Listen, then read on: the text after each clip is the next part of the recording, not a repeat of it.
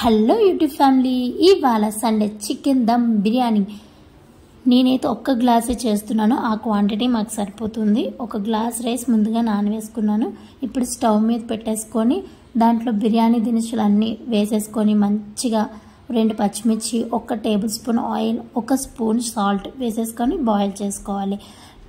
Boil చేసుకున్న తర్వాత chicken నేనైతే ఫస్ట్ 20 మినిట్స్ ముందే మ్యాగ్నేట్ చేసుకున్నాను. పసుపు, ఉప్పు, కారం, ధనియాల పొడి, జీలకర్ర పొడి, గరం మసాలా, పెరుగు, ఆ మసాలాన్ని బాగా చికెన్ పట్టేసే వరకు ఉంచుకున్నా.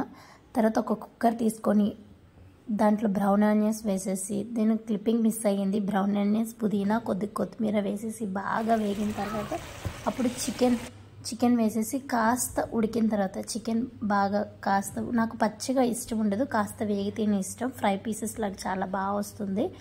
కాస్త ఉడికిన తర్వాత చికెన్ వాటర్ అంతా బయటికి తీరిపోయిన తర్వాత, ఎవాపరేటర్ అయిపోయిన తర్వాత అప్పుడు ఈ రైస్ని చికెన్లో వేసేసి దమ్ పెట్టేయాలి. ఒక 30 మినిట్స్, అబౌవ్ 30 మినిట్స్ పడుతుంది.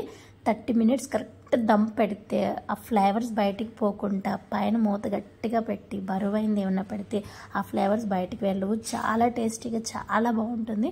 నాది ఆ క్లిప్పింగ్ మిస్ అయింది. నేను మళ్ళీ ఫుల్ వీడియో తీస్తాను మంచిగా dum biryani. Okay, enjoy our Sunday dum biryani.